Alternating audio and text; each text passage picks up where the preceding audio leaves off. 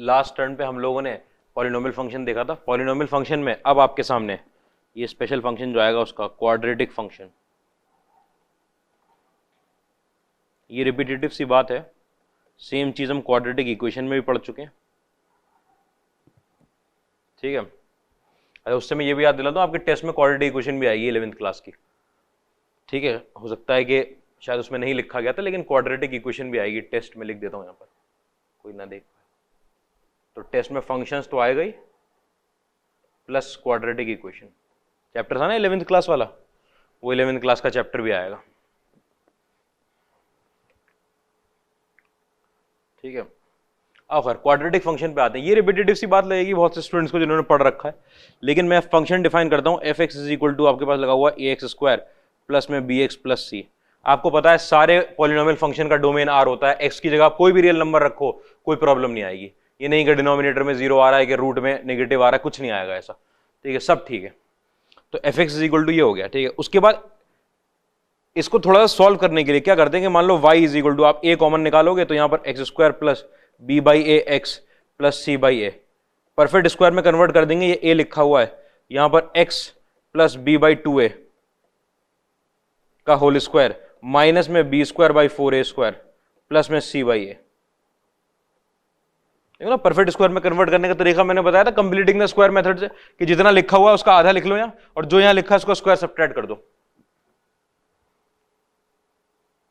ये बात हम क्वाड्रेटिक इक्वेशन में पढ़ चुके हैं 11th क्लास में, ठीक है। ये आपका निकल कर आया a, यहां पर आपका x plus b by 2a का होल स्क्वायर लिखा हुआ है, ठीक है। माइनस आपने कॉमन निकाल लिया और 4a स्क्वायर का एलसीएम ले लिया, तो b स्क्वायर तो अपनी जगह पर माइनस साइन के साथ 4ac। ये क्या हुआ, 4a स्क्वायर का एलसीएम लोगे, यहां तो b स्क्वायर ही आएगा, माइनस बाहर निकाल चुके।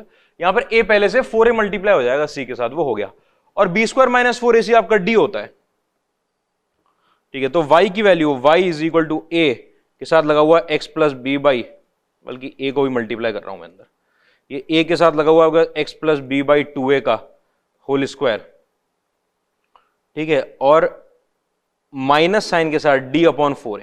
ये क्या हुआ, ये a जब यहां मल्टीप्लाई हुआ तो a स्क्वायर से a कट गया, a बचा यहां पर, और ये माइनस साइन में ये क्या लगा हुआ है, d लगा हुआ है। आपके पास क्या बात है, y plus D by 4a, ये ऐसे ही लिखा रहने तो, ठीक है। अब मैं बात करता हूं आगे कि y is equal to a times x plus b by 2a का whole square minus D by 4a लिखा हुआ है, ठीक है। इसमें दो बातें हो सकती हैं आपके पास, या तो a आपका पॉजिटिव था या a नेगेटिव था, ठीक है। आप ध्यान से बात समझना, ध्यान से बात, ठीक है। मैं इस इतने खराब तरीके से इसलिए ले जा रहा हूं इसको समझाने के लिए, क्योंकि मुझे चाहिए कि आप इतनी बातें समझ सको। ये अपने आप में एक परफेक्ट स्क्वायर है, ये हमेशा पॉजिटिव वैल्यू होगी। आप x की वैल्यू बढ़ाओ चाहे घटाओ, चाहे पॉजिटिव साइड में ले जाओ बढ़ाते जाओ, चाहे नेगेटिव साइड में बढ़ाते चले जाओ, ठीक है, ये हमेशा इंक्रीज होगा। x की वैल्यू अगर आप पॉजिटिव साइड से 0 के पास लाओगे तब ये डिक्रीज होगा, लेकिन उल्टा तो चलते नहीं है। तो जैसे जैसे आप x की वैल्यू बढ़ाओगे, चाहे पॉजिटिव की तरफ बढ़ाओ चाहे नेगेटिव की तरफ बढ़ाओ, ये वैल्यू बढ़ती चली जाएगी, तो ये पॉजिटिव वैल्यू आएगी बढ़ बढ़कर। ये d और 4a ये तो कांस्टेंट टर्म्स है, ये अपने आप में कांस्टेंट है, कितनी ही बड़ी वैल्यू हो, ये अपने आप में कैसा टर्म है, कांस्टेंट। x की वैल्यू से इस पर कोई असर नहीं पड़ रहा। आप x की वैल्यू बढ़ाते चले जा रहे हो, उसमें से हमेशा एक कांस्टेंट टर्म मल्टीप्लाई हो रहा है। मान लो एक बार इसकी वैल्यू 5 आई, उसमें 3 माइनस हो गया, फिर 10 आई, उसमें से 3 माइनस हो गया, फिर 15 आई, उसमें से 3 माइनस हो गया। ओवरऑल जो है वो तो वैल्यू बढ़ ही रही है, क्योंकि ये जो आप सब्ट्रैक्ट कर रहे हो इसकी वैल्यू तो बढ़ नहीं रही है, सब्ट्रैक्ट जिसको कर रहे हो तो कांस्टेंट वैल्यू है, तो इसकी वैल्यू बढ़ रही है, तो पूरे की वैल्यू बढ़ रही है, ठीक है। अब मान लो अगर a पॉजिटिव था, इसकी वैल्यू पॉजिटिव साइड में x जब इनफाइनाइट की तरफ जा रहा होगा,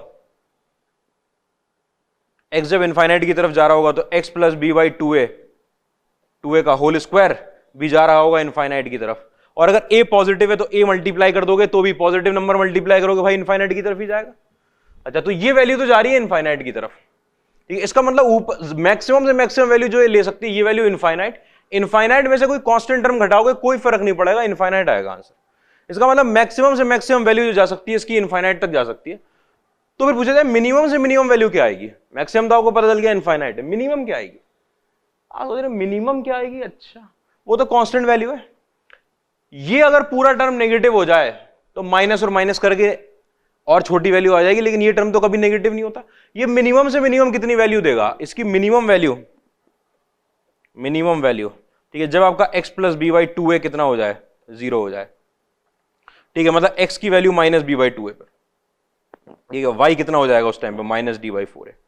ये क्या लिख दिया कि x की वैल्यू अगर माइनस बी बाई टू ए हो गई तो ये 0 बन जाएगा, तो y की वैल्यू कितनी आएगी, वो आएगी। y की फंक्शन की मैक्सिमम वैल्यू कितनी आई थी, इनफाइनाइट आ गई थी। मिनिमम वैल्यू कितनी आ रही है, माइनस डी बाई फोर है, तो नीचे से नीचे की value minus D by four है, ऊपर की वैल्यू इनफाइनाइट, रेंज पता चल गई। इमेजिन करवा रहा हूं, a अगर नेगेटिव है, x जब इनफाइनाइट को टेंड करेगा तो x plus b by two a आपका हर हाल का होल स्क्वायर, ये तो इनफाइनाइट को टेंड करेगा भैया, तो इसकी वैल्यू इनफाइनाइट की तरफ जा रही है, उसमें कुछ छोटी सी वैल्यू ऐड करिए, सब्ट्रैक्ट करिए, पॉजिटिव हो चाहे नेगेटिव कोई फर्क नहीं है, ठीक है, इनफाइनाइट हो जाएगा अंदर वाला, उसका स्क्वायर इनफाइनाइट निकलेगा। अब अगर आपका a नेगेटिव था तो जब a मल्टीप्लाई करोगे, नेगेटिव नंबर मल्टीप्लाई करोगे तो वैल्यू कितनी निकल कर आएगी, माइनस इनफाइनाइट। अरे नेगेटिव नंबर मल्टीप्लाई हुआ है ना, अगर इनफाइनाइट में -1 मल्टीप्लाई कर दोगे तो माइनस इनफाइनाइट चला जाएगा, तो माइनस इनफाइनाइट की तरफ जा रहा है। अच्छा, इसका मतलब ये जो वैल्यू है ये जा रही है माइनस इनफाइनाइट की तरफ, नीचे जा रही है। अच्छा, नीचे जा रही है, मतलब जैसे जैसे मैं x की वैल्यू बढ़ाऊंगा, जैसे जैसे मैं x की वैल्यू बढ़ाऊंगा इसका मैग्नीट्यूड बढ़ता जाएगा, और इसके हर बढ़ते हुए मैग्नीट्यूड में a मल्टीप्लाई होगा, उसको नेगेटिव करता रहेगा, मतलब ओवरऑल इसका मैग्नीट्यूड क्या हो रहा है, घटे जा रहा है। मतलब जैसे जैसे x की वैल्यू बढ़ रही है इसका मैग्नीट्यूड घटे चला जा रहा है। तो आपसे भी पूछा जाए कि ये तो मिनिमम वैल्यू हो गई माइनस इनफाइनाइट, अब मैक्सिमम वैल्यू बताओ। तो आपको पता है अगर x की वैल्यू बढ़ाने से, जैसे जैसे इसकी वैल्यू, आप x की वैल्यू बढ़ाते चले जा रहे हो, ये जो स्क्वायर है, जैसे जैसे इसकी वैल्यू बढ़ रही है वैसे वैसे आपकी y की वैल्यू घट रही है। क्यों घट रही है, क्योंकि a नेगेटिव था, सारी पॉजिटिव वैल्यू को नेगेटिव करे जा रहा है। तो मिनिमम वैल्यू कब आएगी, मैक्सिमम वैल्यू कब आएगी, मैक्सिमम वैल्यू आएगी जब ये 0 हो जाए अंदर वाला। जब ये 0 हो जाए तो ये घटाना बंद कर देगा, भाई a नेगेटिव था, घटाया जा रहा था वैल्यू, ये बढ़ा रहा है अपने मैग्नीट्यूड, a नेगेटिव है उसको घटा दे रहा है बार बार, उसको बार बार जितना वो पॉजिटिव साइड में जा रहा है उतना उसको नेगेटिव कर दे रहा है। तो इसका मतलब ये दोनों मिल मिलाकर क्या कर रहे थे, टोटल वैल्यू घटा रहे थे। तो अगर ये पूरा टर्म ही हट जाए तो वैल्यू घटना बंद हो जाएगी, तो मैक्सिमम वैल्यू निकलेगी। तो ये जब आपका 0 होगा, ठीक है, मैक्सिमम वैल्यू, मैक्सिमम वैल्यू कब निकलेगी, जब x plus b by two है आपका 0 हो जाएगा, ठीक है, मतलब x is equal to minus b by two है पर, और वो वैल्यू होगी कितनी, y की वैल्यू उस टाइम पे, वो माइनस डी बाई फोर होगी। ये तो दिख रहा है जैसे यहां पे था, ये जब भैया ये 0 हो गया पूरा टर्म तो वैल्यू कितनी है, माइनस डी बाई फोर है। अच्छा, ऐसे होता है, हाँ ऐसे होता है, दोनों में माइनस डी बाई फोर है, बिल्कुल दोनों में माइनस डी बाई फोर है। मैं एक जनरल सा ग्राफ बना देता हूं आपके लिए, रूट भी मिलने सब कर लिया लो। ये ग्राफ है a ग्रेटर देन 0 के लिए, ये ग्राफ है a लेस देन 0 के लिए।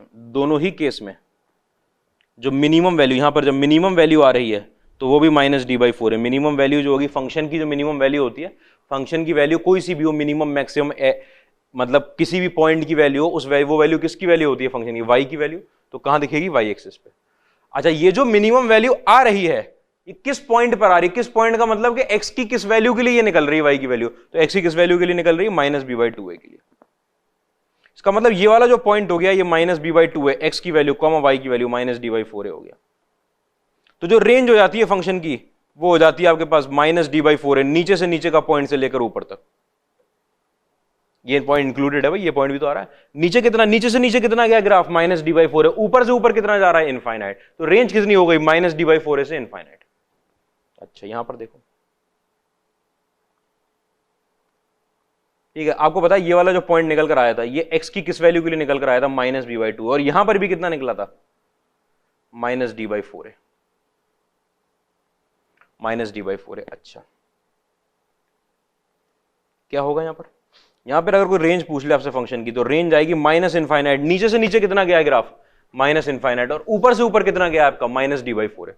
फंक्शन की वैल्यू की बात हो रही है, x की वैल्यू की नहीं, माइनस डी बाई फोर है, मतलब माइनस डी बाई फोर है आपके लिए काम का है। रेंज दो तरीके से लिखी जाती है, अगर a ग्रेटर देन 0 है, a ग्रेटर देन 0, ग्राफ ऊपर की तरफ खुला हुआ है तो ऊपर तो जा रहा है इनफाइनाइट, नीचे कहां से शुरू हो रहा है, ऐसे याद रखना है आपको। a ग्रेटर देन 0 में ग्राफ ऊपर की तरफ खुलता है, ये बात हम क्वाड्रेटिक इक्वेशन में लगा चुके हैं पहले, आपको वैसे भी पता है।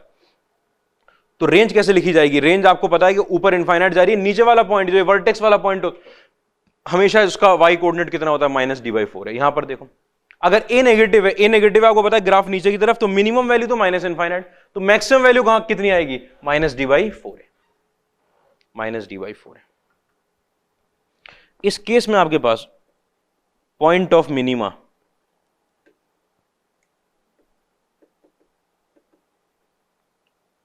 x is equal to minus b by two है। मैं आपको ये बात क्लियर कर दूं कि मिनिमम वैल्यू और पॉइंट ऑफ मिनिमा में फर्क होता है। क्या मतलब हुआ? पॉइंट ऑफ मिनिमा वो होता है कि मिनिमम वैल्यू जो आ रही है वो कहां पर आ रही है, x की किस वैल्यू के लिए मिनिमम वैल्यू है। तो x की वैल्यू जब माइनस बी बाई टू है उस जगह पर मिनिमम वैल्यू आ रही है, वो क्या बना आपका point of minima.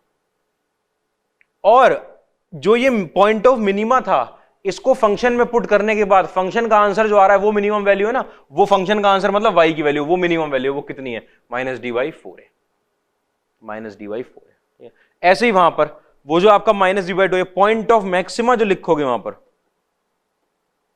Point of maxima, maxima और मैक्सिमम वैल्यू में फर्क होता है। पॉइंट ऑफ मैक्सिमा क्या हुआ आपके पास, x is equal to minus b by two है। पॉइंट ऑफ मैक्सिमा का मतलब x की वो वैल्यू जहां पर आपकी मैक्सिमम वैल्यू निकल रही है। x की किस वैल्यू के लिए मैक्सिमम वैल्यू निकल रही है, माइनस बी बाई टू के लिए। इससे ऊपर तो नहीं जा रहा ग्राफ, इससे ऊपर नहीं जा रहा, तो ये मैक्सिमम वैल्यू हो गई। वो मैक्सिमम वैल्यू कितनी है, वो कितनी है, माइनस डी बाई फोर है। ये मैक्सिमम वैल्यू है, ये पॉइंट ऑफ मैक्सिमा है। ठीक है, यहां पर ये आपका पॉइंट ऑफ मिनिमा है और ये मिनिमम वैल्यू है। Point of minima minimum value, point of maximum maximum value. ये नहीं कि हमें आ गया मिनिमम मैक्सिमम आ गया सर, अरे नहीं आया कुछ उसमें अभी।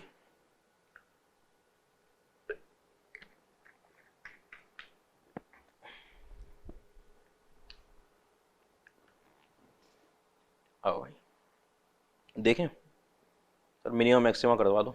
अच्छा, इतनी बात सबने देखी हुई है भाई कि dy by d x is equal to zero आपको देता है पॉइंट ऑफ एक्सट्रीमा, कि dy बाई क्या बोल दिया, dy बाई डी एक्स निकाल लोगे, उसको जीरो के बराबर रखो। अगर y अगर x का फंक्शन था, x के टर्म में डिफरेंशिएट कर रहे हो तो x की वैल्यू निकलेगी, वो निकलेगा पॉइंट ऑफ एक्सट्रीमा। एक्सट्रीमा मतलब मिनिमा भी हो सकता है, मैक्सिमा भी। पता कैसे चलता है आपका घटिया तरीका, d two y by d x square. ठीक है, अगर ये ग्रेटर देन जीरो आ गया तो पॉइंट ऑफ मिनिमा है। ठीक है, और अगर आपके पास double derivative d two y by d x square, अगर ये लेस देन जीरो आ गया तो पॉइंट ऑफ मैक्सिमा है। क्या बोल रहे हो सर, ग्रेटर देन जीरो कैसे आ जाएगा, जब आप x is equal to a put करोगे। a क्या है आपके पास, कि जो एक्सट्रीमा का क्या आपने d y by d x निकाला, स्टेप क्या होते हैं कि आपने d y by d x निकाल लिया सर, उसको जीरो पुट कर दिया, x की कुछ वैल्यू आ गई, ठीक है, वो कितनी आई मान लो a आ गई। अब आपने डबल डेरिवेटिव निकाला, वो भी तो x के टर्म में आएगा, तो पॉजिटिव नेगेटिव कैसे देखेंगे कि वो जो आपने पॉइंट ऑफ एक्सट्रीमा निकाला था वो पता नहीं था ना मैक्सिमम मिनिमम, इसलिए एक्सट्रीमा बोल रहे हैं। ठीक है, तो वो वैल्यू पुट करो आप x की जगह पर। अगर पुट करने में पॉजिटिव आ जाए तो वो पॉइंट ऑफ मिनिमा था, अगर नेगेटिव आ जाए तो पॉइंट ऑफ मैक्सिमा था। ठीक है, बहुत से बच्चों को डाउट होगा सर नेगेटिव में मैक्सिमा और मिनिमा, मैं कह रहा हूं ये सारी बात क्लियर होगी आपको, मैं रटवाऊंगा नहीं इसको। जब मैक्सिमम मिनिमा का चैप्टर है आपको मतलब क्वेश्चन करने के रटना ही पड़ेगा, आपको पहले से ही आता है, लेकिन आपको इसका कॉन्सेप्ट बताया जाएगा ऐसा क्यों हो रहा है, कि ये पॉजिटिव रखने में पॉइंट ऑफ मिनिमा क्यों दे रहा है और नेगेटिव रखने में मैक्सिमा, उल्टी बात सब आएगा, क्लियर होगा। और ये मेथड तो हम लगाते भी नहीं है, ये तो एकदम घटिया मेथड है, तो आपको पढ़ा दिया था शुरुआत में बच्चों वाला मेथड, इससे कोई आईआईटी का क्वेश्चन नहीं होता इससे। ठीक है, आप इससे आईआईटी का क्वेश्चन करने जाओगे आप खो जाओगे उसी क्वेश्चन में, उसके अलावा कुछ नहीं कर पाओगे। फिर कभी कभार लगाना पड़ता है चेक वेक के लिए, लेकिन ठीक है। खैर, मैं आपसे पॉइंट ऑफ एक्सट्रीमा की बात करूं, आपके पास y is equal to a x square plus b x plus c है। ठीक है, आपने कहा sir d y by d x निकालने को बोला था, निकाल लेते हैं। D y by d x आया 2ax प्लस बी। ठीक है, d y by d x को जीरो पुट कर देते हैं, जीरो वहां से x की वैल्यू निकाल देते हैं, माइनस बी बाई टू आ गई, और यही आया था आपका, ये आ गया point of extrema, point of extrema. अब डबल डेरिवेटिव निकाल लूं, डबल डेरिवेटिव अगर d y by d x ये था तो एक बार और x के टर्म में डिफरेंशिएट करोगे, डिफरेंशिएशन तो पढ़ चुके हैं, तो आपके पास आ जाएगा 2a, x तो आया ही नहीं, लो बात ही खत्म। अब x की वैल्यू पुट करने की आपको जरूरत ही नहीं। अब यहां से दो बातें हैं, ठीक है, अब a पॉजिटिव हो जाएगा अगर आपके पास, तो पॉइंट ऑफ मिनिमा आएगा, और अगर ये नेगेटिव हो जाएगा डबल डेरिवेटिव तो पॉइंट ऑफ मैक्सिमा आएगा।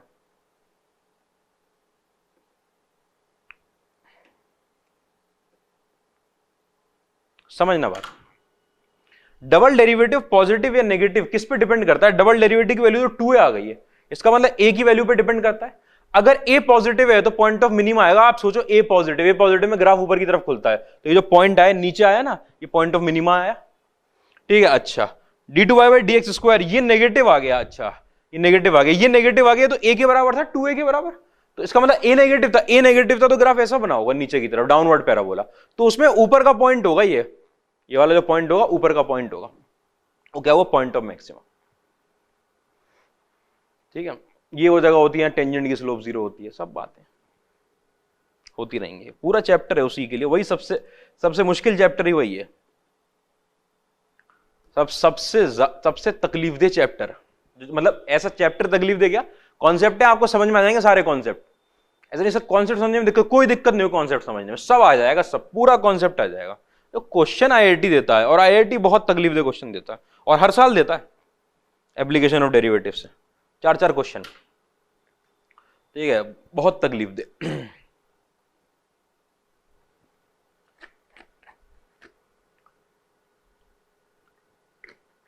तो हमने बात स्टैब्लिश कर ली कि पॉइंट ऑफ मिनिमा और पॉइंट ऑफ मैक्सिमा दोनों ही आपके पास x = -b/2 है।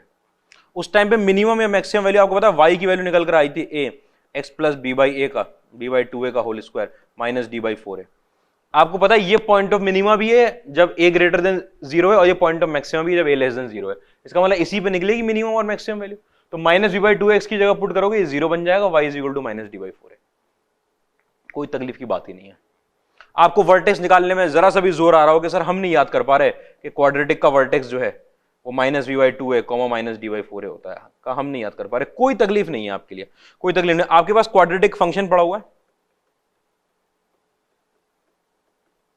सर हमें फॉर्मूला नहीं याद, आप फॉरन f(x) निकाल दो, ए पॉजिटिव आपको पता है पॉइंट ऑफ मिनिमा आएगा, अरे पॉजिटिव ए का मतलब अपवर्ड पैराबोला में वर्टेक्स में क्या आएगा, पॉइंट ऑफ मिनिमा, यह आ जाएगा 6x + 4, ठीक है। इसको ये 6x + 4 हो गया, इसको 0 रख दो, x की वैल्यू आ गई -2/3, ये आ गया आपका पॉइंट, ये पॉइंट आ गया क्या, हाँ यही पॉइंट आ गया, ये जो x की इस वैल्यू के लिए पॉइंट ऑफ मिनिमा है, तो मिनिमम वैल्यू कितनी है, मिनिमम वैल्यू आओ देखो कि अगर ये पॉइंट ऑफ मिनिमा है तो x की वैल्यू इस जगह पर फंक्शन की मिनिमम वैल्यू आ रही है, इसका मतलब x की वैल्यू जब मैं फंक्शन में -2/3 रखूंगा तो फंक्शन मिनिमम वैल्यू देगा, तो x की वैल्यू -2/3 रख दो यहां पर, तो f यहां पर -2/3, ये आ गया 3 × 4/9 -8/3 + 5, ये कट गया, 4/3 - 8/3 कितना हुआ, -4/3 + 5 कितना आ गया, 15 - 4 11/3, तो आपके पास पॉइंट आया -2/3, 11/3, क्या आया ये वो सबसे नीचे वाला वर्टेक्स का पॉइंट, क्वाड्रेटिक के ग्राफ में इसको क्या बोलते हैं, वर्टेक्स का पॉइंट -2/3, 11/3, तो रेंज पूछ ले, आप रेंज पूछ ले कोई, अच्छा ये y की वैल्यू है नीचे 11/3 सबसे नीचे की वैल्यू है, उसके ऊपर कहां तक जाएगा अपवर्ड पैराबोला, इनफाइनाइट तक, रेंज हो गई 11/3 टू इनफाइनाइट, कोई तकलीफ की बात नहीं, सिंपल चीजें लगा रहा हूं,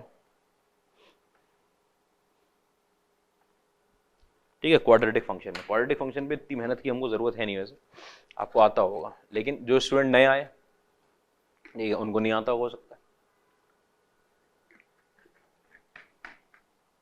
11th बी को तो ऐसी कोई तकलीफ ही नहीं है, क्वाड्रेटिक इक्वेशन पढ़ाया पूरा, फंक्शन से पढ़ाया है, 2 बार पढ़ाया है 11th बी में, जिन्होंने क्वाड्रेटिक इक्वेशन कर पाए थे, क्योंकि जब दिसंबर जनवरी में एएमयू बंद हो गई थी उस टाइम पे पढ़ाया था क्वाड्रेटिक इक्वेशन।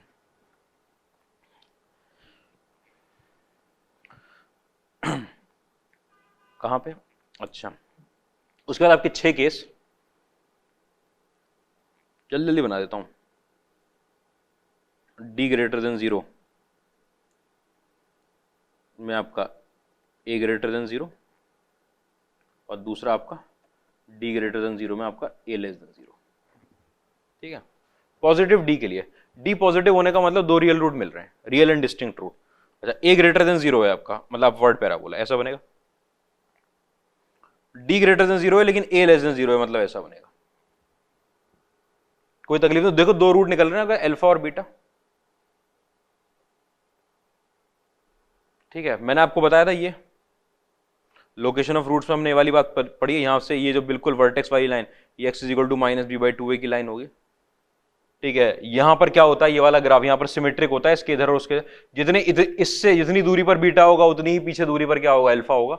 मान लो यहां से आपके पास, यहां से प्लस के करने पर आप बीटा पे पहुंच रहे होते हैं, माइनस के करने पर कहां पहुंच रहे होगे, अल्फा पे। मतलब x is equal to minus b by 2a की लाइन मिरर इमेज के अलोंग, ये सिमेट्रिक होता है, सॉरी मिरर इमेज नहीं, x is equal to minus b by 2a की लाइन के अलोंग क्वाड्रेटिक का ग्राफ सिमेट्रिक होता है। ठीक है, ग्राफ ऑफ फंक्शन का ग्राफ बनता है, इक्वेशन का नहीं बनता। लेकिन मैं इसको लिख ऐसे रहा हूं, क्वाड्रेटिक इक्वेशन मैंने लिख दिया, आप समझ रहे हो, इक्वेशन का ग्राफ नहीं बनता, इक्वेशन के आते हैं रूट। ग्राफ किसका बनता है, फंक्शन का। Is symmetric about x is equal to minus b, symmetric about line minus b by 2 है इधर उधर पे। ठीक है, वो वही सेम काम उसके साथ होगा। अच्छा, इसकी रेंज और उसकी रेंज में बस फर्क आएगा, डोमेन में कोई फर्क नहीं। इसकी रेंज आएगी माइनस डी बाई 4a से लेकर इनफाइनाइट तक, क्योंकि नीचे से नीचे की वैल्यू माइनस डी बाई 4 है, ऊपर इनफाइनाइट। ठीक है, यहां पर रेंज आएगी आपके पास, range of function belongs to minus infinite to minus D by 4a। किसी को अभी तकलीफ लग रही हो, सर ये वाला पॉइंट आप कह रहे हो कि माइनस डी बाई 4a है, एक आध स्टूडेंट का मैंने पहले भी लिख दिया, दिमाग अटका हुआ होगा इस पे, ये सर ऊपर नेगेटिव वैल्यू कैसे कर दिया आपने। अगर दो रूट कट रहे हैं तो ये ऊपर तो जाएगा ही जाएगा हर हाल में, भैया नीचे तो गया ही हुआ था, ऊपर तो जाएगा ही दो रूट कटने के लिए। तो ये वाली वैल्यू नेगेटिव कैसे हो गई, नेगेटिव वैल्यू नहीं है ये। ठीक है, आप देखो डी कैसा दे रखा है इस क्वेश्चन के अंदर, पॉजिटिव। ठीक है, ए कैसा दे रखा है आपको, नेगेटिव। पॉजिटिव है, ये नेगेटिव है, तो नीचे नेगेटिव होगा तो एक माइनस का साइन होगा, वो माइनस का साइन और ये माइनस का साइन कट जाएंगे। ठीक है, तो ये पूरा टर्म कैसा है, पॉजिटिव है। तो वहां पर ही पॉजिटिव है क्या, नहीं वहां पॉजिटिव नहीं है, वो माइनस डी बाई 4 है। मैं दिखाऊंगा आपको, यहां आपका ये नीचे आ रहा है ना, पॉइंट नीचे आ रहा है, एक्स एक्स के नीचे आ रहा है, वाई की वैल्यू तो नेगेटिव आनी चाहिए। डी कैसा है आपका, पॉजिटिव है, ये भी पॉजिटिव है, ये दोनों पॉजिटिव है। इसका मतलब ये वाला जो फ्रैक्शन था, ये इतना फ्रैक्शन, ये फ्रैक्शन आपका पॉजिटिव था, पॉजिटिव के बाहर माइनस साइन लगा दोगे कैसा हो जाएगा, नेगेटिव हो जाएगा। तो इस चीज में नहीं सोचना है कि माइनस डी बाई 4 आ गया सर, तो नेगेटिव वैल्यू कैसे आ गई ऊपर, नहीं नहीं, वो पॉजिटिव वैल्यू आई है, आपको दिख है सारा है। जैसे मॉड की डेफिनेशन खोलते हो तो माइनस एक्स लिखते हो ना, तो बोलते हैं mod is a positive quantity, तो माइनस एक्स कैसे आ गया उसका आंसर, क्योंकि एक्स पहले से नेगेटिव है, माइनस को पॉजिटिव करने के लिए। उसके बाद दूसरा वाला आपके पास कि डी इक्वल टू 0 और ए ग्रेटर देन 0, जल्दी जल्दी लगाता हूं मैं इनको, अरे दूसरा नहीं, तीसरा और चौथा। ठीक है, और डी इक्वल टू 0 के साथ आपका ए लेस देन 0। ठीक है, ये ग्राफ आपका डी इक्वल टू 0 का मतलब रिपीटेड रूट्स, रिपीटेड रूट्स का मतलब यहीं पर आ रहे हैं दोनों रूट।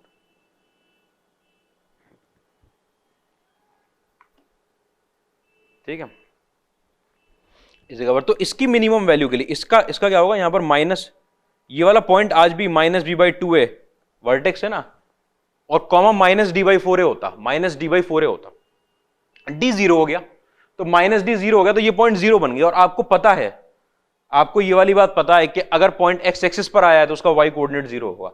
तो अब रेंज बदल गई, यहां मतलब है तो वही आज भी range minus D by 4a से, लेकिन डी 0 हो गया। या फिर आप यहां देख लो, नीचे से नीचे की वैल्यू कितनी आ रही है, 0, वाई की वैल्यू ना, और ऊपर से ऊपर कहां जा रहा है, इनफाइनाइट, इनफाइनाइट। बात में तकलीफ नहीं। आपको पता है किस चीज का परफेक्ट स्क्वायर होगा ये, तो 0 से लेकर इनफाइनाइट ही जाता है। ठीक है, अच्छा यहां पर सेम काम में अगर ए नेगेटिव हो गया आपके पास, ऐसे जाना है ग्राफ, ये वाला पॉइंट आज माइनस बी बाई 2a, 0। ठीक है, रेंज कितनी हुई, range of function belongs to minus infinite से लेकर 0 तक। रियल एंड इक्वल रूट्स, दो रूट आए, दोनों रूट सेम थे। ठीक है, एक ही चीज खुद से 2 बार मल्टीप्लाई हो गई थी, पांचवा और छठा।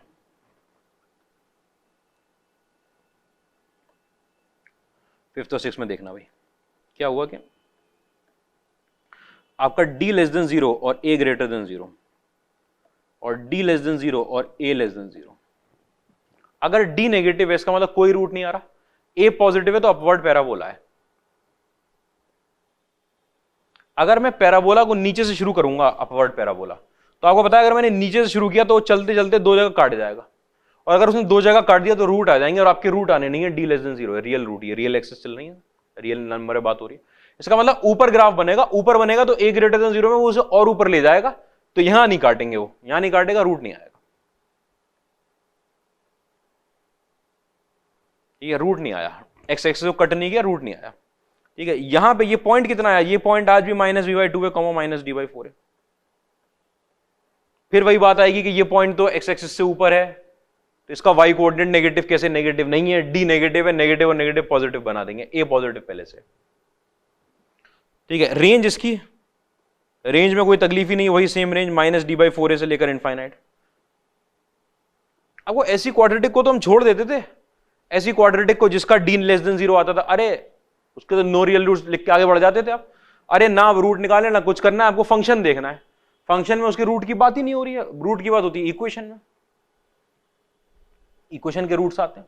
जब ये 0 को टकराता, 0 को नहीं टकराया, d लेस देन 0 हो गया उसका, d लेस देन 0 में a less than 0, a less than 0 downward parabola, ऊपर से शुरू नहीं कर सकते, नहीं तो काट के जाता। ये वाला पॉइंट आज भी आपका -b/2 है, कॉमा -d/4 है, ठीक है। और रेंज ऑफ फंक्शन फिर वही माइनस इनफाइनाइट से -d/4 है। कोई प्रॉब्लम की बात नहीं होगी, इतनी सी बात में तो।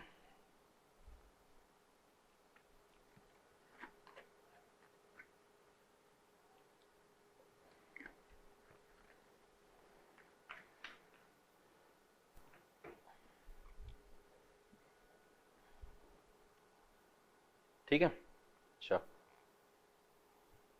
समझना भाई।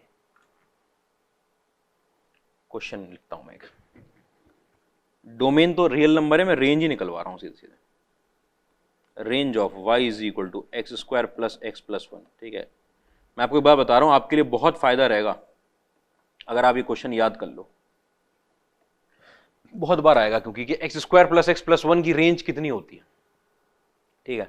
आपको पता है रेंज, इसका a ग्रेटर देन 0 है, इसका d लेस देन 0 है, इसका ग्राफ ऐसा बनेगा, वो चाहे d लेस से कोई मतलब ही नहीं है, नीचे से नीचे का पॉइंट होता है -d/4 है, और ऊपर इनफाइनाइट तक, मतलब रेंज ऑफ फंक्शन जो होगी वो -d/4a से लेकर इनफाइनाइट।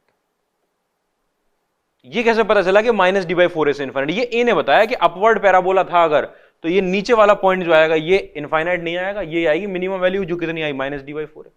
अच्छा d निकालना है आपको, d की वैल्यू देखो, d कितना होता है b², 1 - 4 मतलब कि -3, ठीक है। a तो आपका 1 है, तो कितना आ गया 3/4 किस से लेकर इनफाइनाइट तक।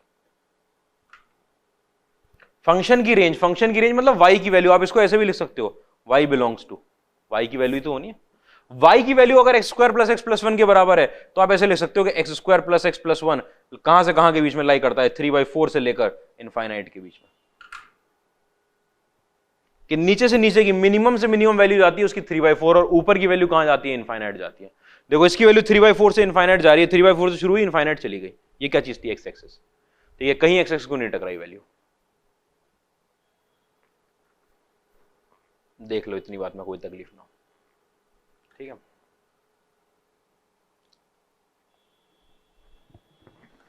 मैं ऐसे ही एक और क्वेश्चन पढ़ाता हूं आपको, range of y is equal to √, अब आपने ना ये रेंज अभी पढ़ी नहीं है, निकालना रेंज भी बहुत लेंदी टॉपिक है आपका, अब बहुत अलग अलग मेथड होते हैं रेंज निकालने के, ठीक है। स्क्वायर रूट लग गया, स्क्वायर रूट की खास बात ये है कि अगर पहले तो डोमेन सेटिस्फाई करवाते हैं किसी भी क्वेश्चन का, सबसे पहली चीज ये कि अगर आपके पास फंक्शन आया है तो आपको ये देखना है कि ये भैया डोमेन इसका सेटिस्फाई हो रहा है कि नहीं हो रहा। तो आपको पता है ये अपने आप में ऐसी क्वाड्रेटिक है जिसका a greater than 0 and d less than 0, this implies x² + x+1 is greater than 0 always, ठीक है। हमेशा पॉजिटिव आती है वैल्यू, अगर ये वैल्यू हमेशा पॉजिटिव आती है तो स्क्वायर रूट को कोई तकलीफ नहीं है, कोई तकलीफ नहीं है। तो रेंज निकालने में क्या किया जाता है कि आपने अभी भी किया है कि x² + x+1 की वैल्यू कहां से कहां के बीच में लाई कर रही है, 3/4 से लेकर इनफाइनाइट के बीच में। और जैसे ही आपको ये पता चल गया, आपको पता है अगर ये भी पॉजिटिव है, ये भी पॉजिटिव है, वो भी पॉजिटिव है, सब पॉजिटिव वैल्यू है, तो स्क्वायर रूट अप्लाई किया जा सकता है। आपने स्क्वायर रूट अप्लाई कर दिया, स्क्वायर रूट अप्लाई कर दिया, ये √3/2 आया, ठीक है। यहां पर अंडर रूट में आपके पास x² + x+1 आया, और यहां पर इनफाइनाइट का स्क्वायर रूट तो इनफाइनाइट ही होगा। तो अब जो रेंज आ गई इसकी, इस फंक्शन की वैल्यू तो था आपका y की वैल्यू यहां से वहां लाई कर रही है, इसका मतलब रेंज ऑफ फंक्शन जो आई निकल के आपके पास, वो निकल कर आई √3/2 से लेकर इनफाइनाइट तक, ठीक है। क्या किया यहां पर, डायरेक्टली अप्लाई। क्यों कर पाए डायरेक्टली अप्लाई, इसके बहुत सारे रीजन है।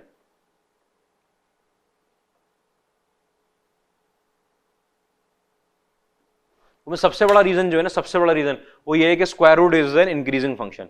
तो इनइक्वालिटी का साइन रिवर्स नहीं हुआ भाई, आपने फंक्शन अप्लाई कर दिया ना यहाँ पर, एक स्क्वायर रूट फंक्शन तीनों पर, कोई फंक्शन अप्लाई करने पर इनइक्वालिटी का साइन सेम रहना है कि रिवर्स होना है, ये बात किस पे डिपेंड करती है कि जो फंक्शन आप अप्लाई करने जा रहे हो वो इंक्रीजिंग फंक्शन है कि डिक्रीजिंग फंक्शन है।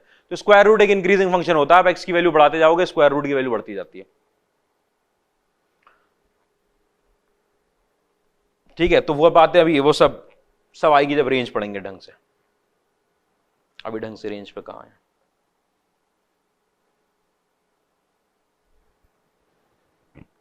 क्वेश्चन देखना भाई, range of f x is equal to, ये अच्छा क्वेश्चन है।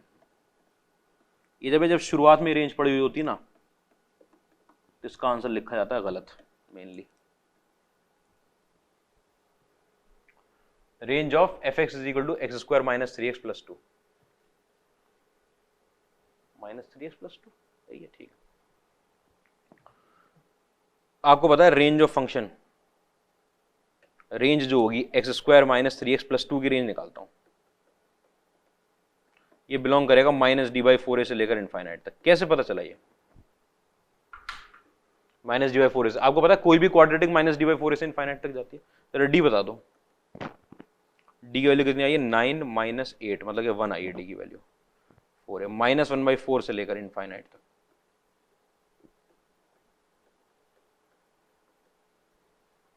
रेंज का बहुत काम का कॉन्सेप्ट है ये।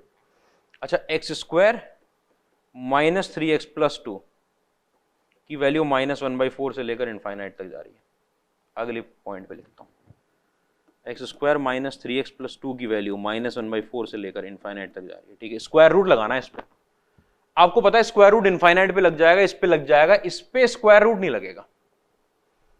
तो रेंज में होता क्या है, फंक्शन कैसे एक्ट करता है कि माइनस 1/4 की वैल्यू को नहीं लेगा। स्क्वायर रूट लगना कहां से शुरू होगा कि अगर आपकी इसकी वैल्यू माइनस 1/4 से इनफाइनाइट तक जा रही है तो माइनस 1/4 से ऊपर की तरफ बढ़ी होगी भाई, माइनस 1/8, माइनस 1/10 ऊपर बढ़ रही होगी ना वैल्यू, जीरो होगी कहीं। और जीरो जैसे ही इसकी वैल्यू आएगी वैसे ही क्या लग जाएगा आपके पास, स्क्वायर रूट लग जाएगा। मैं इसको और डिटेल में समझाऊंगा, स्क्वायर रूट लग जाएगा। अभी आप ये सोचो जो आप करोगे 3x प्लस 2 कि स्क्वायर रूट लगने को आया, स्क्वायर रूट ने मना कर दिया इधर लगने को, स्क्वायर रूट ने कहा हम यहां लगेंगे ही नहीं माइनस 1। तो इसने पूछा भाई आप कहां से लगोगे, इसने कहा इसकी वैल्यू नॉन नेगेटिव बनाओ। नॉन नेगेटिव मतलब जीरो पे, जीरो आ रहा है ना, माइनस 1/4 से लेकर इनफाइनाइट तक जा रही थी, इसके पास तो बहुत वैल्यू है। इसके बाद माइनस 1/4 से इनफाइनाइट की वैल्यू, इसने पूछ लिया स्क्वायर रूट से कहां से लगना शुरू करोगे, उसने कहा जीरो से, आओ जीरो पे लगवा देते हैं उसको। ठीक है, तो जीरो से लेकर आपके पास अंडर रूट में x square minus 3x plus 2 कहां तक चला गया, इनफाइनाइट तक। ठीक है, बहुत से बच्चों के ऊपर से बात उड़ गई, क्या कर दिया मैं आपको समझाता हूं। ठीक है, y इज इक्वल टू, अगर आपका ये लिखा हुआ है अंडर रूट में x square minus 3x plus 2। ठीक है, सबसे पहली चीज जो हमने नहीं निकाली डोमेन निकालने के लिए, आपका x square minus 3x plus 2 की वैल्यू ग्रेटर देन और इक्वल टू 0 रहनी चाहिए। अब मैं आपको समझाता हूं कि डोमेन क्या करेगा। आपने इसकी वैल्यू माइनस 1/4 से इनफाइनाइट रख दी और रूट लगा दिया। इसकी वैल्यू माइनस 1/4 से इनफाइनाइट इसलिए आ रही है क्योंकि आपने जो x की वैल्यू रखी है वो सारे रियल नंबर रख दिए। क्वाड्रेटिक के फंक्शन में डोमेन की कोई प्रॉब्लम नहीं होती, सिर्फ क्वाड्रेटिक है ना, अभी तो ये आप x के सारे रियल नंबर ले सकते हो। लेकिन जो आपका ओरिजिनल फंक्शन था वो रूट के अंदर बैठा हुआ था, वो रूट के अंदर ये बैठा हुआ था। और इस ओरिजिनल फंक्शन की कुछ ना कुछ तकलीफ होगी, किसकी वजह से, स्क्वायर रूट की वजह से कुछ ना कुछ तकलीफ होगी। वो तकलीफ क्या करेगी, x की कुछ वैल्यू हटाएगी। जब x की कुछ वैल्यू हट जाएंगी तो कहां से वैल्यू शुरू होगी, इसकी। भाई इसके अंदर अगर मान लो मैं x की कुछ वैल्यू नहीं पुट कर पा रहा तो कहां से वैल्यू शुरू होगी, तो 0 से शुरू होगी वैल्यू। देखना अभी भाई x की सारी वैल्यू रख सकते हो तभी तो माइनस 1/4 से शुरू है। अब मान लो जिस x की जो वैल्यू रखने पर माइनस 1/4 आ रहा है वो वैल्यू आपके रूट ने हटवा दी, तो भाई डोमेन में नहीं है, नहीं रख पाएंगे। जिस पे माइनस 1/8 आ रहा है वो भी हटवा दी, माइनस 1/10 आ रहा है, ऐसे करके जितनी वैल्यू पे नेगेटिव आ रहा था वो हटवा दी, वो हटवाएगा ही डोमेन से x की वो सारी वैल्यूज। और जब आपके पास x की वैल्यूज कम हो गई तो आपकी जो ये रेंज निकल कर आ रही थी माइनस 1/4 से, रेंज क्या होती है, y की वैल्यू जब आप x की वैल्यू पुट करते हो। जब आपका x की वैल्यू ही नहीं रही पुट करने को तो ये वाली y की वैल्यूज नेगेटिव वाली कहां से निकल कर आएंगी, बिल्कुल निकल कर नहीं आएंगी। आओ ये दिखाने जा रहा हूं मैं। ठीक है, आपका निकल आया x-1 और यहां पर निकल कर आया x-2 ग्रेटर देन और इक्वल टू 0। ठीक है, ये लगा 1 और ये लगा 2, ये प्लस, ये माइनस, ये प्लस। इसका मतलब आपका x belongs to minus infinite to 1 union में 2 टू इनफाइनाइट। ठीक है, एक बात। तो दूसरी बात, इसका जरा ग्राफ बनाओ।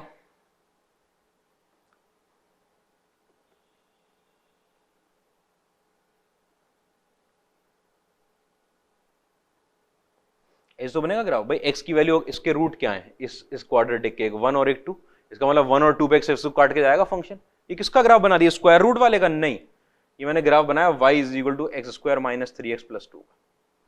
अब आप इस फंक्शन को रखने जा रहे हो स्क्वायर रूट के अंदर। अब आपको ध्यान लगाना, अच्छा स्क्वायर रूट में रखने जा रहे हैं, तो अगर मैं स्क्वायर रूट में रखने जा रहा हूं तो ये वाली वैल्यूज जो आ रही है, ये वाली वैल्यूज 1 और 2 के बीच में, ये तो नेगेटिव वैल्यूज है, ये नेगेटिव वैल्यूज। अगर आप इसको स्क्वायर रूट में रखने जा रहे हो तो स्क्वायर रूट मना कर देगा, मैं इन वैल्यूज को एक्सेप्ट नहीं करूंगा। इसका मतलब जो आपका असलियत में फंक्शन बना था ये वाला, उसने कौन कौन सी एक्स की वैल्यू हटा दी, वो देखो 1 से 2 के बीच की वैल्यू हटा दी, 1 से 2 के बीच। अब इसका मतलब कि जो जो वैल्यूज आप रख सकते हो वो कौन सी वैल्यूज हैं, अगर ये वैल्यूज हट चुकी है वो ये वाली वैल्यूज है। अगर वो ये वाली वैल्यूज है तो जो पहली वैल्यू रखी जाएगी एक्स की इधर से वो 1 होगी, और 1 रखते ही आपको पता है जैसे आप इसके अंदर 1 रख दोगे ये पूरा टर्म 0 बन जाएगा।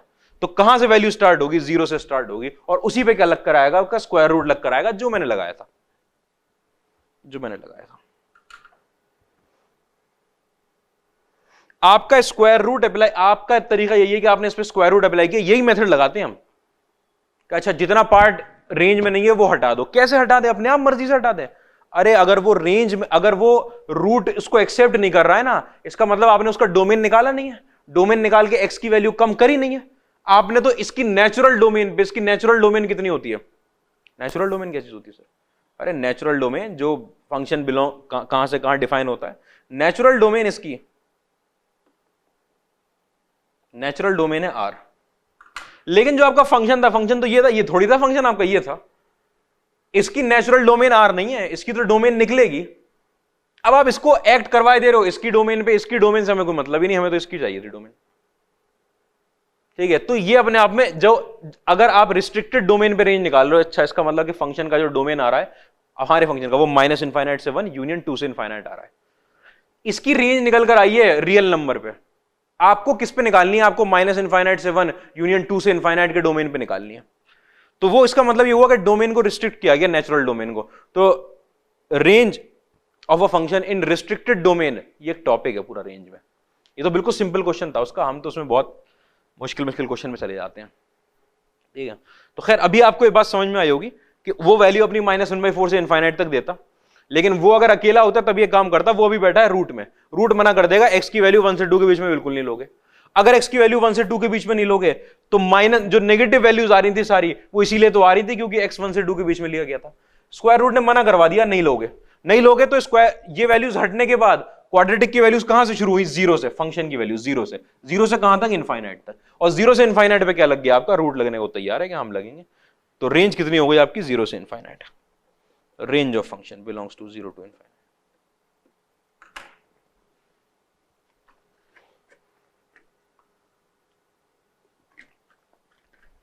और बेहतर लिखूं मैं,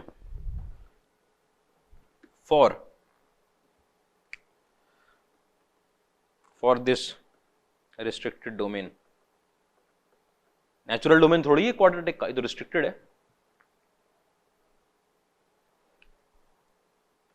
रिस्ट्रिक्टेड हटाई दूं, फॉर दिस डोमेन, इस डोमेन के लिए क्या होगा, x square minus 3x plus 2 lies between 0 to infinite. Under root में आपके पास x square minus 3x plus 2 lies between 0 to infinite.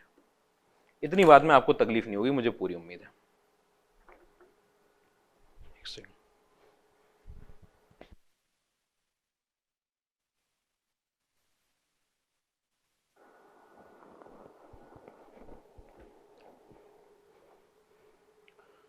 ठीक है। तो ये जो काम किया है, very important concept in range, पूरी कैलकुलस में, बल्कि फंक्शन के लिए आपका, कि जब डोमेन रिस्ट्रिक्ट हो गया, नेचुरल डोमेन पे रेंज आई थी -1/4 से इनफाइनाइट इसकी, और जब इसका डोमेन रिस्ट्रिक्ट हो गया तो इसकी रेंज, इसी की रेंज आपकी 0 से इनफाइनाइट रह गई।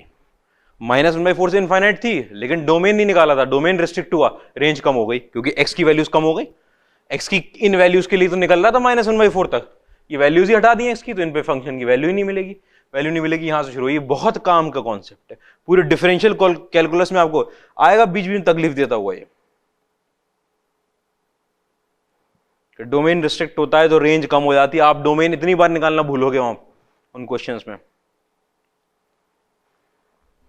ठीक है, ऐसे एक और क्वेश्चन देखते हैं। Range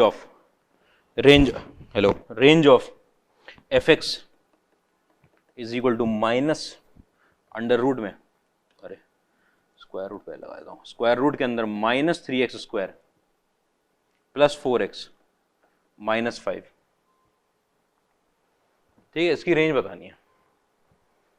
-3x² plus 4x -5, d is equal to, it should be greater than equal to 0। ठीक है, ये क्वाड्रेटिक स्प्लिट नहीं होगी, मैं बल्कि लिख देता हूँ माइनस से मल्टीप्लाई करके 3x² - 4x + 5 is less than और इक्वल टू 0 होना चाहिए हमेशा। ठीक है, इसका d बताओ, d कितना आ रहा है 16 - 60 मतलब -44, d नेगेटिव आ गया, a कितना आया 3 ग्रेटर देन 0। ये क्वाड्रेटिक आपकी हमेशा पॉजिटिव रहेगी, और आपने माइनस से मल्टीप्लाई किया, मेनली बात क्या है कि ये नेगेटिव रहेगी। आपको ये पता चल गया कि x की किसी भी वैल्यू के लिए आपका ये जो अंदर वाला बैठा हुआ है ये पॉजिटिव नहीं हो रहा, ये हमेशा वैल्यू ये पॉजिटिव रखनी थी। आपको इस माइनस से मल्टीप्लाई करके नेगेटिव ले आए, नेगेटिव लाके आपने d निकाला, d पॉजिटिव आ गया, सॉरी d नेगेटिव आ गया, a पॉजिटिव आ गया। This quadratic is always greater than 0। आपसे पूछ रहे हैं x की जिस वैल्यू के लिए ये नेगेटिव होगा वो वैल्यू रख सकते हो यहां पर। आपने कहा x की हर वैल्यू के लिए कैसा है, पॉजिटिव है, नेगेटिव तो कभी होगा ही नहीं, ये वाला। अब मैं इसको समझाता हूं। आपसे कहा जा रहा है कि x की किसी वैल्यू के लिए पॉजिटिव कर दो, x की हर वैल्यू के लिए कैसा रह रहा है, नेगेटिव रह रहा है। अगर x की हर वैल्यू के लिए नेगेटिव रह रहा है, इसका मतलब आपने बोल दिया यहां पर कि डोमेन ऑफ फंक्शन क्या है आपका, x बिलोंग्स टू फाई। ठीक है, इसका मतलब ये वाला फंक्शन डज नॉट एग्जिस्ट। ठीक है, रेंज 0 मत लिख देना इसकी, 0 तो एक वैल्यू है, कोई वैल्यू ही नहीं आएगी अगर फंक्शन ही एग्जिस्ट कर गया, रेंज डज नॉट एग्जिस्ट। और अगर कोई पूछ ले अगर रेंज एग्जिस्ट नहीं करती, इसका मतलब रेंज के सेट में कोई वैल्यू नहीं आ रही, कोई वैल्यू नहीं आ रही, तो वो सेट क्या बन जाएगा आपका, फाई बन जाएगा। कैसे किया, ये नहीं कि इसकी रेंज निकाल ले और स्क्वायर रूट लगा दिया दोनों तरफ, नहीं। आपने देखा ये वाली क्वाड्रेटिक आपको पॉजिटिव चाहिए थी क्योंकि स्क्वायर रूट के अंदर बैठी थी, एक्स की किसी वैल्यू के लिए पॉजिटिव नहीं हो रही। अगर किसी वैल्यू के लिए पॉजिटिव हो रही, फंक्शन ही एग्जिस्ट नहीं कर रहा। जब फंक्शन एक्स की किसी वैल्यू पे एग्जिस्ट ही नहीं कर रहा, जब एक्स की ही कोई वैल्यू नहीं आ रही, तो उसको उसके कॉरस्पॉन्डिंग वाई क्या मिलेगा आपको, कुछ नहीं मिलेगा। तो रेंज एग्जिस्ट नहीं करती, रेंज एग्जिस्ट नहीं करती क्योंकि फंक्शन नहीं करता। तो रेंज के सेट में कौन सी वैल्यू आ रही है, कोई वैल्यू नहीं आ रही।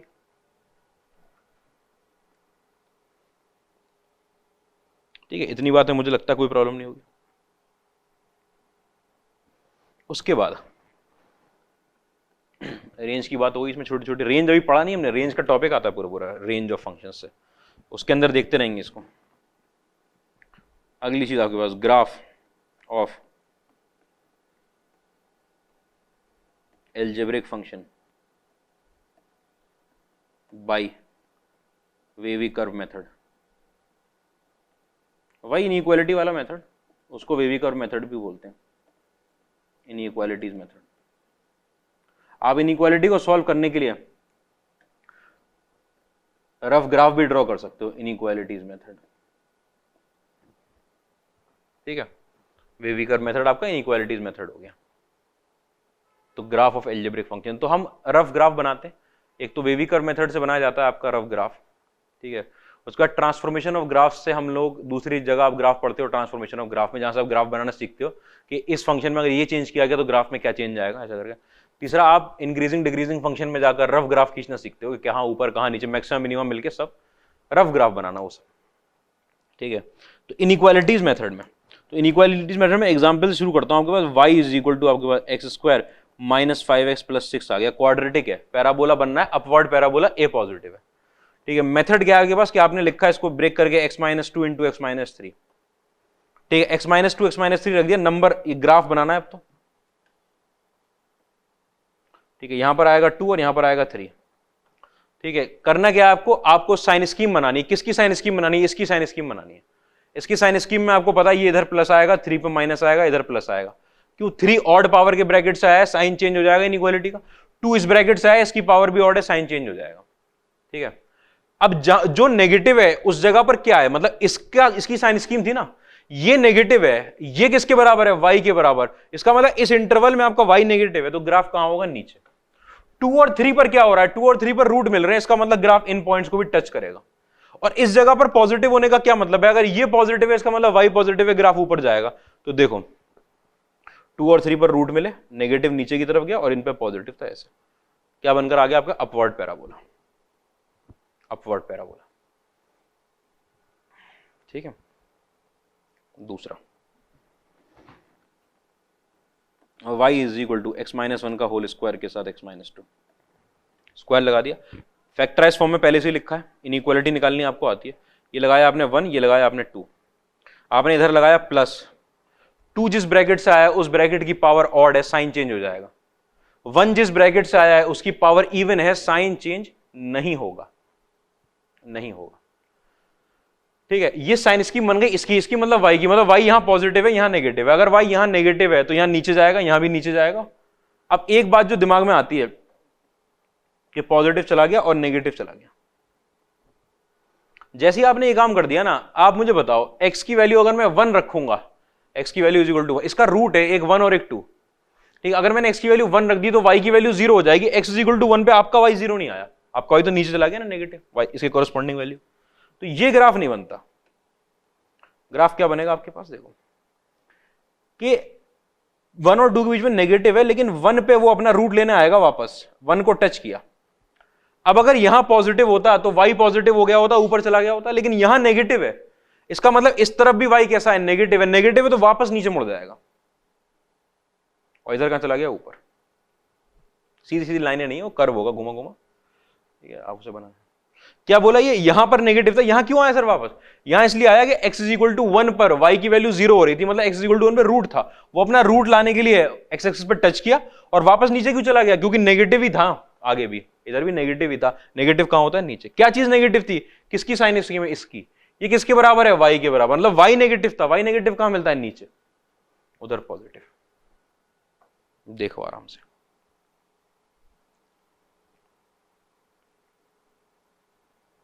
तीसरा एग्जांपल देखो, y इज इक्वल टू अगर एक्स क्यूब माइनस एक्स। ठीक है, इसके अंदर से आपने x कॉमन निकाला, लिखा एक्स स्क्वायर माइनस 1, उसको आपने लिख दिया x माइनस 1 x प्लस 1। ठीक है, आपके पास 3 रूट आ गए निकल के, एक 0 आया, एक -1 आया, एक +1 आया। आपको पता तीनों लीनियर फैक्टर है, कोई तकलीफ ही नहीं, प्लस माइनस। यहां पर नेगेटिव है y, ये साइन स्कीम बनी हुई है इसकी, sign scheme of x cube minus x, मतलब y की। तो y नेगेटिव है, मतलब नीचे रूट 0 1, 0 पे रूट है, 1 पे रूट है और -1 पे रूट है। यहां पॉजिटिव है और इसके नीचे नेगेटिव है और इसके ऊपर पॉजिटिव है। अलजेब्रिक फंक्शन का ग्राफ, कोई तकलीफ नहीं।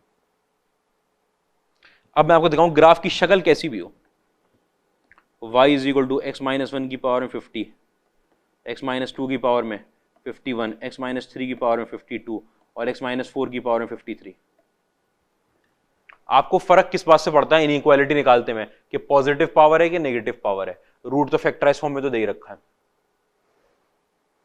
आपको तो फर्क सिर्फ एक ही बात से पड़ रहा है उसके अंदर, पॉजिटिव पावर के नेगेटिव पावर। तो आपने लगाया 1, यहां लगाया 2, यहां लगाया 3 और यहां लगाया 4। ठीक है, साइन स्कीम बनाने गए, ये प्लस से शुरुआत करेंगे, 4 के उधर लगाया प्लस, 4 जिस ब्रैकेट से आया ऑड पावर का, साइन चेंज हो गया। 3 जिस ब्रैकेट से आया इवन पावर का, साइन चेंज नहीं हुआ। साइन स्कीम बना रहा हूं बस, 2 ऑड पावर से साइन चेंज हो गया, 1 इवन पावर के ब्रैकेट से, पावर इवन है, साइन चेंज नहीं हुआ। ठीक है, अब सारी वैल्यूज लेगा, लेकिन अपने रूट लेने वापस जरूर आएगा। 1 2 3 और 4 चारों वैल्यू रूट है, चारों वैल्यू अगर पुट करोगे y 0 बन रहा है। y 0 मतलब x एक्सिस को कट करेगा। यहां पर ग्राफ भाई यहां नेगेटिव है और इसके बाद इस पे रूट ले लिया, फिर नेगेटिव है और यहां के आगे पॉजिटिव है। यहां पॉजिटिव है, यहां रूट ले लिया और इसके आगे फिर पॉजिटिव है। इधर रफ ग्राफ। आपसे कोई पूछ ले पॉइंट ऑफ मैक्सिमा बताओ, ये रहा पॉइंट ऑफ मैक्सिमा, ये रहा पॉइंट ऑफ मैक्सिमा। अब ये पॉइंट ऑफ मैक्सिमा, हाँ भैया, जहां ऊपर से नीचे जा रहा है पॉइंट ऑफ मैक्सिमा होता है। मिनिमा बताओ, एक ये रहा पॉइंट, एक ये रहा पॉइंट, एक ये रहा पॉइंट। आपके दिल में आया सर मिनिमा तो वो होता है जहां पर मिनिमम वैल्यू होती है, इसमें से देखेंगे ना कहां पर मिनिमम वैल्यू मिल रही है इन तीनों में से। अरे नहीं, वो तो मिनिमम वैल्यू होती है। पॉइंट ऑफ मिनिमा वो होता है जहां पर ग्राफ नीचे गया फिर ऊपर चला गया, ऐसे करके dy/dx 0 बन गया, टेंजेंट पैरेलल आ गई एक्स एक्सिस के। बात करेंगे उस पर, एप्लीकेशन ऑफ डेरिवेटिव। ठीक है, ये ग्राफ बन गया आपका। और दूं क्वेश्चन एक आध? इसी में जैसे अगर मैं y is equal to x square का ग्राफ बनाऊं, ठीक है, आपको उसका ग्राफ पता है, मैं ये खेल क्यों कर रहा हूं। एक रूट आया 0, ठीक है, पॉजिटिव से शुरुआत करी। आपको पता है 0 इस ब्रैकेट से आया है, एक्स स्क्वायर लिखा है ना, इस ब्रैकेट एक्स का होल, एक्स पे ब्रैकेट लगा दूं स्क्वायर, इस ब्रैकेट की पावर इवन है, साइन चेंज नहीं होगा। इसका मतलब 0 पे उसने अपना रूट लिया, इधर भी पॉजिटिव गया इधर भी पॉजिटिव गया, ऐसे ही होता है एक्स स्क्वायर का ग्राफ। तो आपके दिल में आएगा सर ये क्या बात हुई, ऐसे तो y is equal to x की पावर 4 का ग्राफ भी ये होगा। हाँ, तो यही होता है ना, 0 रूट आया, इधर भी प्लस इधर भी प्लस, इवन पावर चाहे तो उसका ग्राफ भी ऐसे बनता है। तो फर्क क्या है दोनों ग्राफ में? अगर आपको कंपेयर करने को दे ही दिया जाए तो क्या फर्क है, दिखाता हूं मैं क्या फर्क है। कि जब आपका x जो है वो -1 से 1 के बीच में रहता है, वहां पे तो वैल्यू बराबर ही होती है। तब आपका एक्स स्क्वायर जो है वो बड़ा रहेगा x की पावर 4 से। कि भाई 0 से 1 के बीच में कैसे बिहेव करता है, 0 से 1 के बीच में जितनी छोटी पावर है उतनी बड़ी वैल्यू, जितनी पावर बढ़ाओगे उतनी वैल्यू घटेगी। तो x की पावर 4 की पावर बहुत ज्यादा है 0 से 1 के बीच में, तो वो -1 से 0 क्यों ले लिया? आपको पता है अगर आप स्क्वायरिंग करने जा रहे हो तो -1 से 0 भी वैसे ही बिहेव करेगा पॉजिटिव होकर जैसा 0 से 1 करता था, 0 से 1 करता था।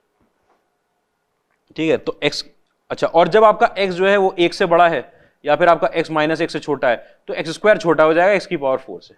कि जब x की वैल्यू 1 से बड़ी हो जाती है तो जितनी पावर बढ़ाते हो इसकी पावर ज्यादा है, इसकी वैल्यू बड़ी होगी। अच्छा, ऐसे बनना है।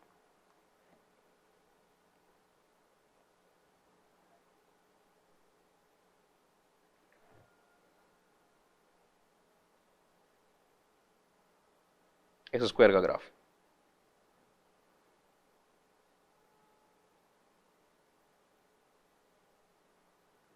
एक्स की पावर 4 का ग्राफ, ये कौन सी वैल्यू होगी 1 की, और ये कौन सी वैल्यू होगी -1 की। कि जब 0 से 1 के बीच में थे उस टाइम पे एक्स की पावर 4 नीचे रहा, एक्स स्क्वायर ऊपर रहा, और फिर कट करके कौन निकल गया, एक्स की पावर 4 निकल गया। कहां पर? 1 पर। 1 पर क्या वैल्यू होती है? उनकी बराबर होते हैं, एक्स स्क्वायर की वैल्यू 1 होगी, एक्स की पावर 4 की वैल्यू 1 होगी, बराबर ही आए। देखो, तो फिर इसी में अगर कोई कह दे एक्स की पावर 28 बना दो, तो आपको पता 28 तो और बड़ी पावर है, वो और नीचे रहेगा, फिर क्या होगा उसके साथ? फिर वो ऊपर जाएगा 1 के बाद। जितनी बड़ी पावर करोगे 0 से 1 के बीच में है उतना नीचे जाएगा। अच्छा, अगर इवन पावर है तो जो 0 से 1 के बीच की बात है वो -1 से 1 के लिए ट्रू हो जाती है, ये बात फॉर इवन पावर।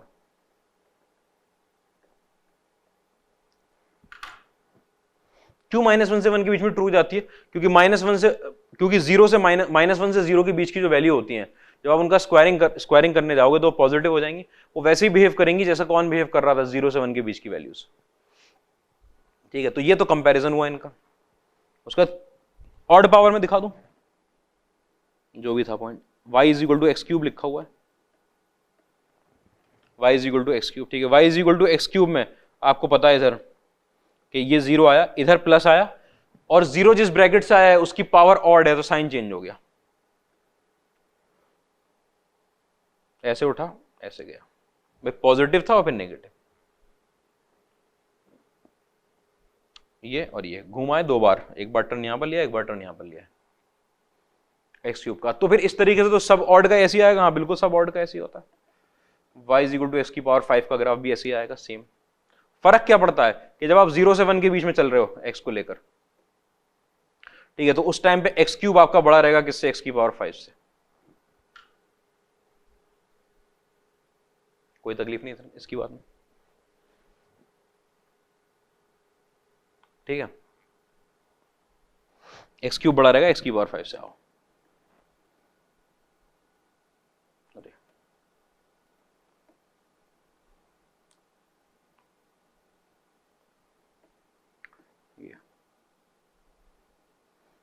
ये थी वन वैल्यू, ठीक है। ये अगर y is equal to x की पावर 5 और यहाँ पर आपका y is equal to x cube.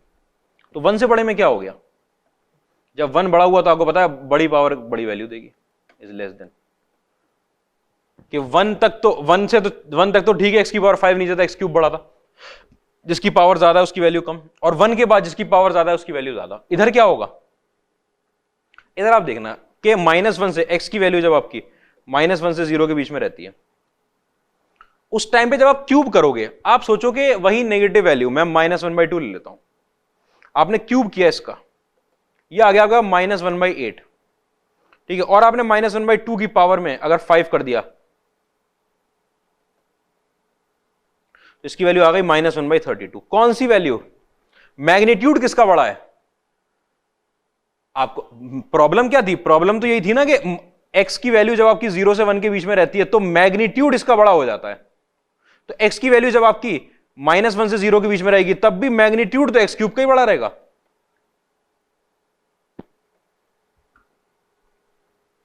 Magnitude तो x क्यूब के बड़ा रहेगा, क्योंकि -1 से 0 के बीच में, तो मैग्नीट्यूड अगर निकाल के कर दूंगा, अगर आपने इसका मॉड ले लिया, सोचो मॉड x ही है ना, अगर मैंने इसका मॉड ले लिया तो -1 से 0 के बीच की वैल्यू 0 से 1 के बीच की वैल्यू हो जाएगी, तो कौन बड़ा हो जाएगा, मॉड x का क्यूब बड़ा हो जाएगा इससे। लेकिन आपको पता है क्योंकि x नेगेटिव था तो मॉड किससे खुलेगा, माइनस साइन के साथ, तो माइनस में x क्यूब बड़ा हो जाएगा माइनस में x की पावर 5 से, माइनस से मल्टीप्लाई कर दूंगा तो x क्यूब छोटा हो जाएगा किससे, x की पावर 5 से। अच्छा, x क्यूब छोटा हो गया, x क्यूब छोटा हो गया, इसका मतलब नीचे से ग्राफ किसका जाएगा, x क्यूब का जाएगा, और ऊपर से किसका जाएगा, x की पावर 5 का जाएगा। इस बात पे ध्यान देना है आपको कि x की वैल्यू 0 से 1 होनी थी तो मैग्नीट्यूड ही तो कम होता था इसका। अगर -1 से 0 के बीच में, मैंने मॉड का क्यूब कर रहा हूं, तो अगर x की वैल्यू -1 से 0 के बीच में है तो मॉड x की वैल्यू 0 से 1 के बीच में होगी, तो मॉड x का क्यूब मॉड x की पावर 5 से बड़ा रहेगा। लेकिन ये जो मॉड है इसके अंदर जो x बैठा है वो अगर नेगेटिव था तो ये कैसे खुलेगा, माइनस साइन के साथ, तो -x का क्यूब -x की पावर 5 ये आ गया, माइनस से मल्टीप्लाई कर दिया, इनइक्वालिटी का साइन पलट गया। कौन छोटा है, x क्यूब छोटा है, इसका मतलब x क्यूब नीचे रहेगा। और उसके बाद क्या होगा, -1 के बाद, कि जब x की वैल्यू -1 से बड़ी है तो आपको पता है मैग्नीट्यूड किसका बड़ा हो जाएगा, x की पावर 5 का मैग्नीट्यूड बड़ा हो जाएगा। x की पावर 5 का अगर मैग्नीट्यूड बड़ा हो गया, माइनस से मल्टीप्लाई करोगे तो x की पावर 5 छोटा हो जाएगा, x की पावर छोटा हो जाएगा मतलब नीचे रहेगा, तो देखो नीचे जा रहा है, ये ऊपर है वो नीचे है, ये ऊपर है वो नीचे। बात समझ में आनी चाहिए उतनी कि जब x की वैल्यू, अरे मैं लिख देता हूं ना, क्यों इतना तकलीफ ले रहा हूं मैं,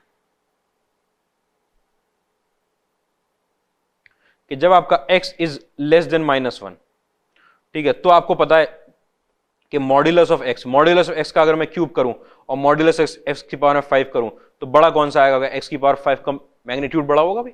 अरे x की वैल्यू अगर -1 से कहां गया, x की वैल्यू अगर -1 से छोटी हो गई है, इसका मतलब मॉड x की वैल्यू 1 से बड़ी हो गई है। x की वैल्यू -1 से छोटी है तो मॉड लगा दूंगा तो -∞ से -1 की सारी वैल्यूज पॉजिटिव हो जाएंगी, तो 1 से ∞ की वैल्यूज, हाँ x की वैल्यू, मॉड x की वैल्यू 1 से बड़ी है। अगर 1 से बड़ी वैल्यू में क्यूब कर रहा हूं और पावर 5 कर रहा हूं तो पावर 5 वाला बड़ा हो जाएगा। अब आप मॉड्यूलस खोलोगे, मॉड्यूलस में आपको पता है क्योंकि x नेगेटिव था तो -x³ निकलेगा और ये -x की पावर 5 निकलेगा। आपने माइनस से मल्टीप्लाई कर दिया, x³ is greater than x की पावर 5, x³ बड़ा हो गया, x की पावर 5 छोटा हो गया, x³ मतलब ऊपर आ गया और x की पावर 5 नीचे आ गया। देखो वही हो रहा है, x³ ऊपर आ गया, x की पावर 5 नीचे आ गया। मैग्नीट्यूड पे, सारी बात मैग्नीट्यूड पे कर गए।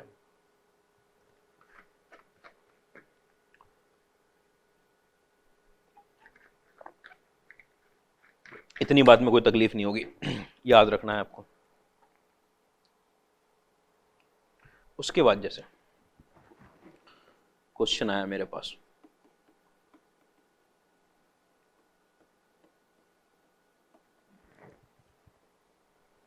ग्राफ बनाना है। अब ग्राफ बनाने में कितनी देर लग रही है, फैक्टराइज तो बिल्कुल रखा हुआ है ये x के साथ आपके पास 4 - 9x, ठीक है। आपका एक आ गया आपके पास 0 टर्निंग पॉइंट, एक आ गया आपके पास 4/9,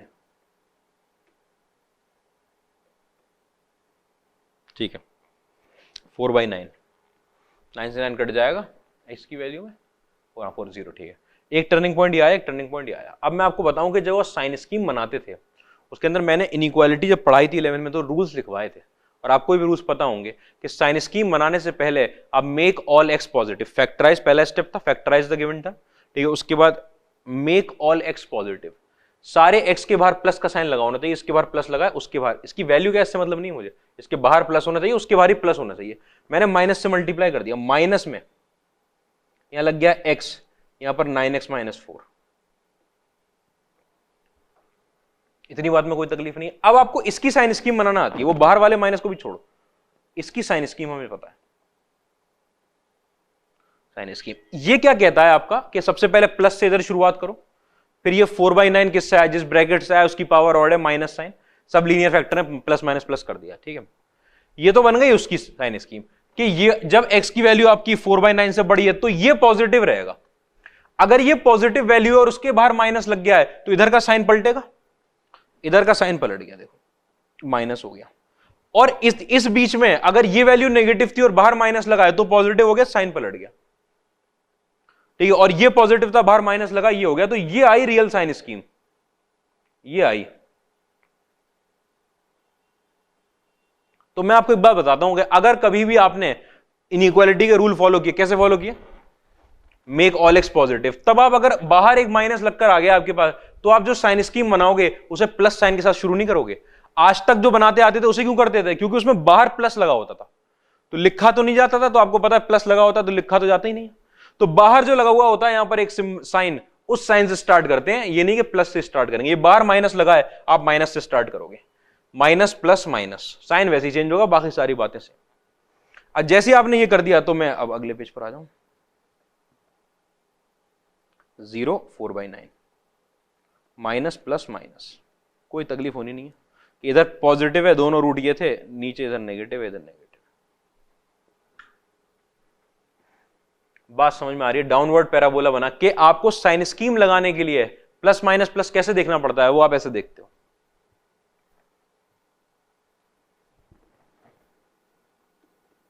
fx इज इक्वल टू, मान लो आपके पास निकल कर आया -x² + 3x - 2, मान लो सिंपल क्वेश्चन, आपने माइनस बाहर निकाल के x² - 3x + 2 कर दिया, माइनस साइन के साथ x - 1 × x - 2, ठीक है।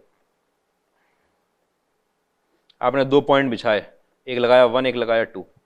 साइन स्कीम अगर करते हम शुरुआत में, जब हम पहले करा करते थे तो वहां प्लस साइन से शुरुआत करते हैं, यहां पे बाहर एक माइनस लगा हुआ है, तो अब स्टार्टिंग कहां से होगी, माइनस साइन से, माइनस, इधर क्या लगेगा प्लस और इधर क्या लगेगा माइनस, माइनस प्लस और माइनस, ठीक है। क्यों चेंज कैसे हुए, चेंज तो वैसे हुए जैसे होते।